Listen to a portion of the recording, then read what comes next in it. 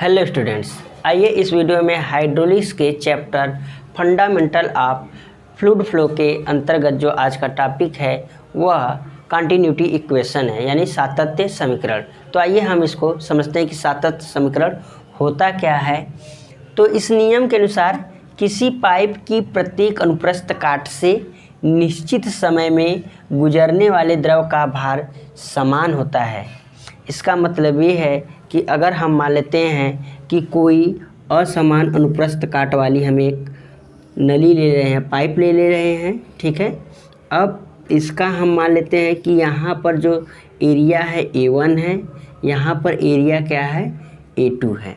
यानी जितना t समय में यहाँ पर द्रव्यमान प्रवेश करेगा, जितना भार होगा, उतने ही समय में T2 से क्या करेगा, बाहर उतने ही भार का द्रव्यमान क्या होगा, बाहर निकलेगा। तो इसका क्या कह रहा है कि किसी पाइप का प्रत्येक अनुप्रस्थ काट से निश्चित समय में गुजरने वाले द्रव का भार समान होगा। यानी कि इस काट से अगर t समय में हम मान लेते हैं जितना भार प्रवेश करेगा उतना ही भार t समय में क्या करेगा, A2 से बाहर निकलेगा। यानी कि अगर हम मान लेते हैं कि t समय में प्रवेश करने वाले जो द्रव का भार अगर हम मान लेते हैं अगर 10 kg है, ठीक है, 10 kg है सपोज दैट मान लेते हैं, तो इतना ही t समय में A2 से भी 10 kg जो द्रव होगा वह बाहर निकलेगा। यानी प्रत्येक अनुप्रस्थ काट पर जो द्रव का भार होगा t समय में प्रवाहित होने वाले द्रव का भार होगा वह समान होगा। यह मात्रा की अविनाशता का सिद्धांत पर आधारित है। जो कंटिन्यूटी इक्वेशन है वह किस पर है, कंजर्वेशन ऑफ मास के सिद्धांत पर आधारित है। यानी कि पूरे संपूर्ण प्रवाह के अंतर्गत जो द्रव्यमान है वह क्या होगा, उसका विनाश नहीं होगा, यानी कि वह सुरक्षित रहेगा। उसका क्षय, जो द्रव्यमान का क्षय, यानी जितना द्रव यहाँ से प्रवेश करेगा उतना ही द्रव यहाँ से एग्जिस्ट करेगा, यानी जितना प्रवेश करेगा उतना ही द्रव बाहर निकलेगा। अब आइए इसको हम प्रूफ करते हैं। अगर मान लेते हैं कि माना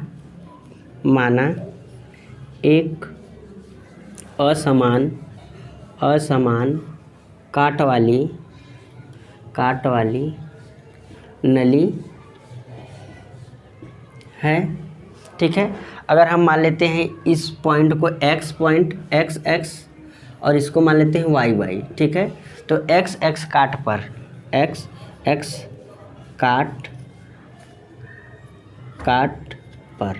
ठीक है, x काट पर क्या है, क्षेत्रफल हम मान लेते हैं, क्षेत्रफल x काट पर अनुप्रस्थ काट का क्षेत्रफल, अनुप्रस्थ काट का क्षेत्रफल अगर हम मान लेते हैं यहाँ पर क्या है A1 मान लेते हैं, ठीक है। और यहाँ पर जो द्रव प्रवेश कर रहा है उसका जो वेग है हम मान लेते हैं V1 है, ठीक है। तो x काट पर वेग कितना है, वेग अगर हम मान लेते हैं V1 है, ठीक। तो यहाँ पर और वेग जब V1 है तो इसके t समय में तय की गई दूरी, ठीक है, t समय में तय की गई अगर हम मान लेते हैं दूरी, यहाँ पर d1 मान लेते हैं, तो यहाँ पर x काट पर प्रवेश करने वाले द्रव का भार बराबर क्या होता है, m इंटू जी होता है। ये m क्या है, द्रव्यमान है। तो द्रव्यमान बराबर क्या हो जाता है, द्रव्यमान की जगह हम लिख सकते हैं घनत्व गुणे आयतन लिख सकते हैं, आयतन गुणे जी। अब ये घनत्व गुणे आयतन कहाँ से आया, हम जानते हैं कि घनत्व बराबर क्या होता है, घनत्व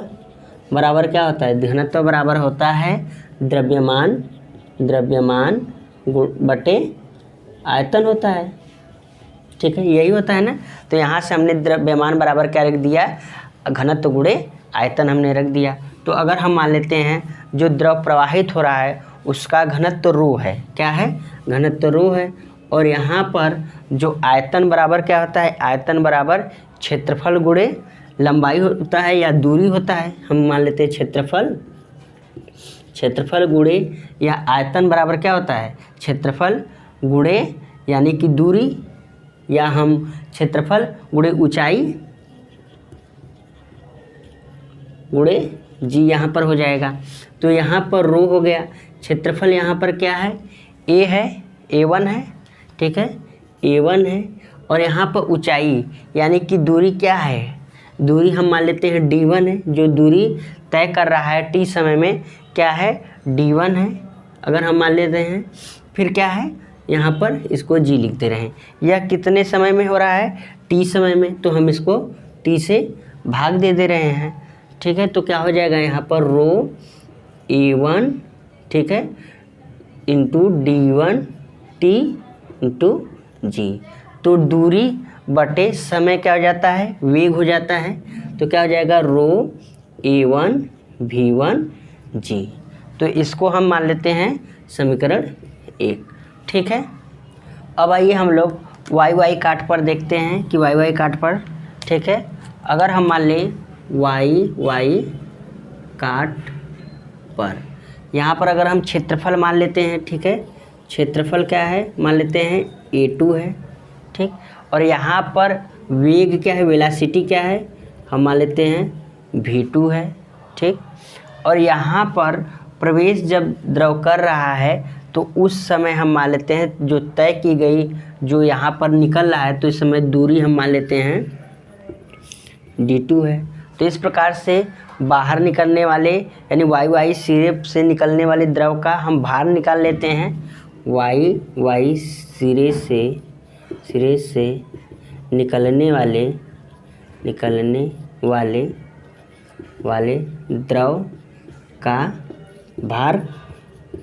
भार बराबर क्या होता है, भार बराबर द्रव्यमान गुणे गुरुत्वीय त्वरण होता है। फिर घनत्व गुणे आयतन गुणे जी हो जाता है। तो इसी को हम लिख देते हैं द्रव्यमान गुणे जी हो जाएगा। और द्रव्यमान बराबर यानी कि घनत्व बराबर हमने जाना है कि जो घनत्व बराबर क्या होता है, द्रव्यमान, ठीक है, द्रव्यमान बटे आयतन होता है, ठीक है। तो यहाँ पर हम क्या करेंगे, द्रव्यमान बराबर घनत्व गुणे आयतन आ जाएगा। तो यहाँ पर हम लिख देंगे घनत्व गुणे आयतन, यहाँ पर जी हो जाएगा। अब घनत्व यहाँ पर हम मान लेते हैं जो द्रव प्रवाहित हो रहा है उसका जो घनत्व है वह रो है। और आयतन बराबर क्या होता है, आयतन बराबर होता है लंबाई गुणे चौड़ाई गुणे ऊंचाई, यानी लंबाई चौड़ाई क्या हो जाता है, क्षेत्रफल हो जाता है। तो क्षेत्रफल गुणे हम यहाँ पर ऊंचाई कर दे रहे हैं। ऊंचाई यहाँ पर हम क्या ले रहे हैं, जो द्रव t समय में दूरी तय कर ले रहा है उसी को हम क्या कर रहे हैं, ऊंचाई या दूरी, ऊंचाई क्या है, दूरी को ही प्रदर्शित कर रहा है। तो यानी कि यहाँ पर t समय में चली गई दूरी को हम यहाँ पर d से यहाँ पर ऊंचाई की जगह पर लिख रहे हैं। तो आयतन बराबर इस प्रकार से क्या हो जाएगा, A2, यानी क्षेत्रफल यहाँ पर जो क्या है A2 है, और जो ऊंचाई मतलब तय की गई जो दूरी है वह क्या है, हम मान लेते हैं D2 है। और g यह कितने समय में है, t समय में, तो हम t से भाग दे देंगे। तो क्या हो जाएगा, यह दूरी बटे समय क्या हो जाता है, वेग हो जाता है। तो rho into A2 into V2 into g. हम जानते हैं सांतत्य समीकरण के अनुसार क्या है कि जितना द्रव प्रवेश करेगा यानी जितना भार क्या करेगा, जितने समय में प्रवेश करेगा उतने समय में ही उतना ही भार बाहर निकलेगा। तो इस प्रकार से हम कह सकते हैं कि सिद्धांत से अविनाशता, द्रव के अविनाशता के सिद्धांत से, तो द्रव की मात्रा के सिद्धांत से क्या हो जाएगा, यानी कि यह समीकरण 2 मान लें। तो समीकरण 1 बराबर क्या हो जाएगा, समीकरण 2। तो यहाँ पर क्या हो जाएगा, रो A1 V1 जी बराबर रो A2 V2 जी। तो यहाँ से रो जी कैंसिल हो जाएगा और बचेगा क्या, यहाँ पर बचेगा A1 V1 बराबर A2 V2। तो इस प्रकार से हमें क्या प्राप्त हुआ, A1V1 बराबर A2V2। इसका मतलब ये है कि प्रत्येक यानी कि अगर प्रवाह किसी असमान अनुप्रस्थ काट वाली नली में प्रवाहित द्रव हो रहा है तो प्रत्येक काट पर उस काट का क्षेत्रफल और वेग का गुणनफल क्या होगा, समान होगा। जैसे अगर हम x काट पर बात करें और y काट पर, यहाँ पर इसका क्षेत्रफल क्या है, A1 है, यहाँ पर A2 है, यहाँ पर वेग क्या है, V1 है, यहाँ पर V2 है। यानी प्रत्येक काट पर क्या होगा, क्षेत्रफल और वेग का गुणनफल बराबर होगा। इसका मतलब ये है कि जहाँ पर वेग हम देख रहे हैं, जहाँ पर क्षेत्रफल अधिक होगा वहाँ पर वेग कम होगा, और जहाँ पर क्षेत्रफल कम होगा वहाँ पर द्रव का वेग अधिक होगा। तो जैसे यहाँ पर अगर हम देखें, जैसे अगर A1 मान लेते हैं यह क्या है, 4 है, और A2 V1 क्या है, अगर हम मान लेते हैं 2 हैं, तो क्योंकि प्रत्येक बिंदु पर क्या होंगे, बराबर होंगे, तो इसका मान क्या हो जाएगा, 2 गुणे 4, तभी न जाकर के बराबर होगा। यहाँ पर क्षेत्रफल क्या है, 4 है, और वेग क्या है, 2 है, 2 मीटर प्रति सेकंड। यहाँ पर क्या हो जा रहा है, एरिया अगर हम मान लेते हैं 2 है और वेग क्या हो जा रहा है, 4 मीटर प्रति सेकंड। तो इस प्रकार से जहाँ पर क्षेत्रफल अधिक होगा वहाँ पर वेग कम होगा, और जहाँ पर क्षेत्रफल कम होगा वहाँ पर द्रव का वेग अधिक होगा। अब आइए हम लोग सातत्य समीकरण के कंडीशन को जान लेते हैं कि कब कब सातत्य समीकरण फॉलो होगा। तो कंडीशन फॉर कंटिन्यूटी इक्वेशन, पहला क्या है, द्रव प्रवाह स्टडी हो, यानी कि सातत्य समीकरण कब होगा, जब द्रव प्रवाह क्या होगा, स्टडी होगा, तभी जो है कि सातत्य समीकरण फॉलो होगा। स्टडी फ्लो क्या होता है, हम जानते हैं कि जब प्रवाह इस प्रकार से हो कि किसी बिंदु से गुजरने वाले सभी कणों का वेग समान हो, यानी समय के साथ नहीं बदलता है, तो इस प्रकार के प्रवाह को स्टडी फ्लो हो। यानी कि पहला कंडीशन क्या है कंटिन्यूटी इक्वेशन के लिए, कि जो प्रवाह होना चाहिए वह स्टडी होना चाहिए। और दूसरा क्या है, द्रव प्रवाह असंपीड्य होना चाहिए। असंपीड्य का मतलब ये है कि द्रव प्रवाह के दौरान, यानी जब द्रव प्रवाहित हो रहा है तो उसके दौरान जो द्रव का आयतन एवं घनत्व में कोई परिवर्तन नहीं होना चाहिए। अगर परिवर्तन होता है तो वहाँ पर कंटिन्यूटी इक्वेशन फॉलो नहीं होगा, यानी कि पूरे प्रवाह के अंतर्गत जो द्रव का घनत्व और आयतन समान रहना चाहिए। तीसरा क्या है, प्रत्येक काट पर द्रव का औसत गति ली जाए, क्योंकि हम जानते हैं कि जब द्रव प्रवाहित होता है तो प्रत्येक बिंदु पर जो द्रव का वेग है वह क्या होता है, अलग अलग होता है, लेकिन हम जब गणना करते हैं तो प्रत्येक काट पर द्रव का औसत गति लेंगे हम, जब यानी जब हम कंटिन्यूटी इक्वेशन को हम सॉल्व करेंगे तो उस समय हम क्या करेंगे, औसत गति को लेंगे। चौथा क्या है, पाइप में बीच से द्रव प्रवेश तथा निकलने का कोई साधन न हो, यानी कि जब हम कंटिन्यूटी इक्वेशन को सॉल्व करेंगे तो पाइप कैसा होना चाहिए, यानी कि एक संपूर्ण लंबाई क्या होना चाहिए, सेम होना चाहिए। ये नहीं कि बीच में कहीं से पाइप को क्या हो, कहीं से इन करने के लिए पाइप लगा हो या कहीं से आउट करने के लिए पाइप लगा हो, ऐसा साधन नहीं होना चाहिए, यानी पाइप क्या हो, एक ही होना चाहिए। अब हम जानते हैं एप्लीकेशन ऑफ कंटिन्यूटी इक्वेशन, यानी कि कंटिन्यूटी इक्वेशन का प्रयोग कहाँ पर हम करते हैं। पहला क्या है, इससे यानी कि कंटिन्यूटी इक्वेशन से प्रवाह मार्ग की किसी स्थान पर अनुप्रस्थ काट या वेग ज्ञात करते हैं, यानी कंटिन्यूटी इक्वेशन से हम क्या करते हैं, वेग और किसी भी पाइप का अनुप्रस्थ काट का क्षेत्रफल ज्ञात करते हैं।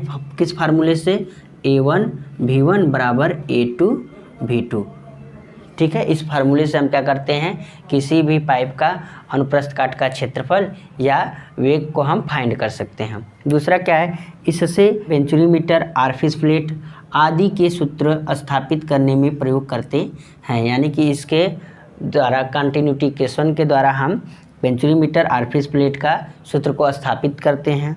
तीसरा क्या है, यह समीकरण द्रव चलित मशीनों यानी पंप तथा टरबाइनों में द्रव प्रवाह संबंधित समस्याओं का को हल करने में करते हैं।